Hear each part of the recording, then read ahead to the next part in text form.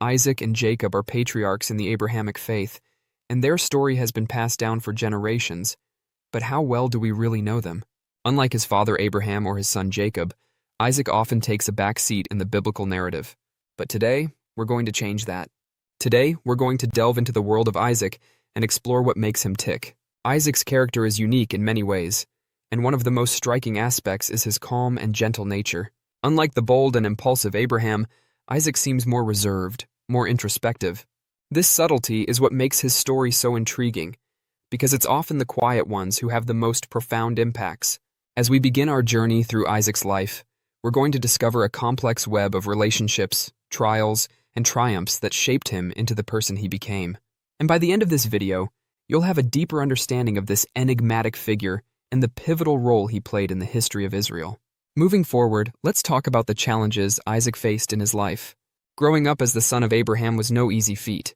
Abraham was a giant of faith, a larger-than-life figure who had a direct line to God. Isaac, on the other hand, seemed to live in his shadow, struggling to find his own identity. And when you add to that the pressure of being the son of a promise, the weight of expectation must have been crushing at times. But Isaac's challenges didn't stop there. His own family life was marked by tension and drama, particularly when it came to his sons, Esau and Jacob. The rivalry between these two brothers is legendary, and Isaac found himself caught in the middle, often struggling to navigate their competing interests. Isaac's relationship with his wife Rebekah was also complex. While she was a vital partner and confidant, she was also a strong-willed woman who often took matters into her own hands. And Isaac, being the gentle soul that he was, sometimes seemed to get lost in the shuffle. As we explore Isaac's life further, we'll see how these relationships and challenges shaped him, often in unexpected ways. But for now, let's take a step back and look at the bigger picture. What kind of man was Isaac, and how did he respond to the trials that came his way? One thing is clear: Isaac was no stranger to struggle. From a young age, he was thrust into the spotlight, forced to confront his own destiny. And yet, despite the many challenges he faced, Isaac remained steadfast, clinging to his faith in God even when the road ahead seemed uncertain. But what about his relationships with his family? How did he navigate the complex web of alliances and rivalries that seemed to define his life? And what did he learn from these experiences? Isaac's family dynamics were a minefield, to say the least. His sons, Esau and Jacob, were like oil and water, complete opposites who couldn't seem to get along. And at the center of it all was Isaac, trying to keep the peace, trying to be fair.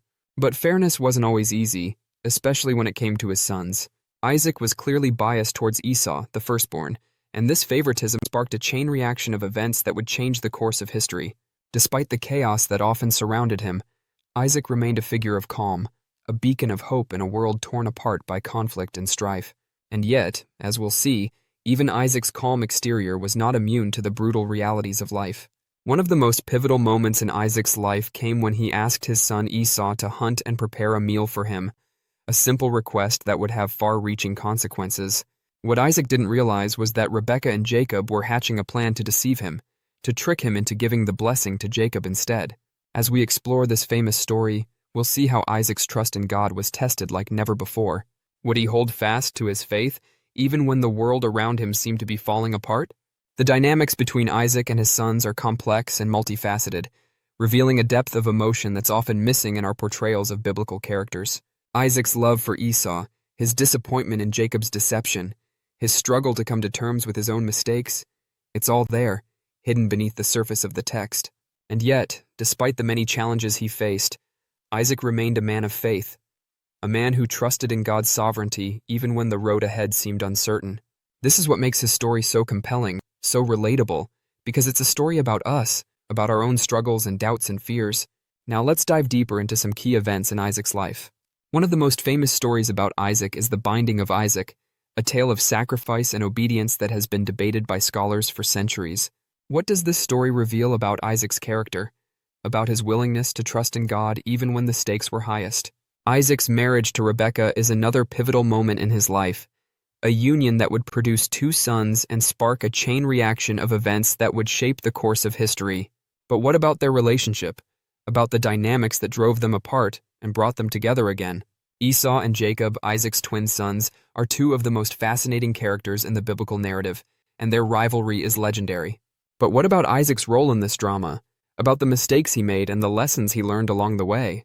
As we explore these key events, we'll see how Isaac's story intersects with some of the most famous biblical narratives, from the sacrifice of Abraham to the triumph of Joseph. And by the end of this journey, you'll have a deeper understanding of Isaac's impact on the lineage of Israel, about the lasting legacy he left behind. One of the most pivotal moments in Isaac's life came when he blessed Jacob instead of Esau, a decision that would have far-reaching consequences. What does this story reveal about destiny and divine choice, about the mysterious workings of God's plan?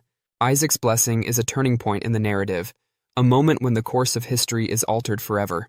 And yet, it's also a moment of great pathos, a moment when we see Isaac's humanity laid bare, his frailty and vulnerability exposed for all to see. As we reflect on this pivotal moment, we'll see how Isaac's story intersects with some of the deeper themes of the Bible, from the nature of God's sovereignty to the role of human agency in shaping our own destinies. Isaac's story is a complex web of relationships and events, of trials and triumphs that shaped him into the person he became. And as we look back on his life, we're reminded that even the most seemingly insignificant characters can have a profound impact on the course of history. So what can we learn from Isaac's life, from his triumphs and failures, from his moments of glory and shame? What can we discover about ourselves in the mirror of his story? In the end, Isaac's story is a testament to the power of faith, a reminder that even in the darkest moments, God is still at work, shaping our lives, guiding us towards our destinies. Let's talk about Jacob, the third generation of the patriarchs in the book of Genesis. He's the son of Isaac and Rebekah, and the grandson of Abraham. You might know Abraham as the father of faith, but Jacob's story is just as fascinating, if not more. He's a complex character with a lot of twists and turns in his life, and his journey is full of surprises. Jacob is born into a family of wealth and privilege, but he's not exactly the favorite son.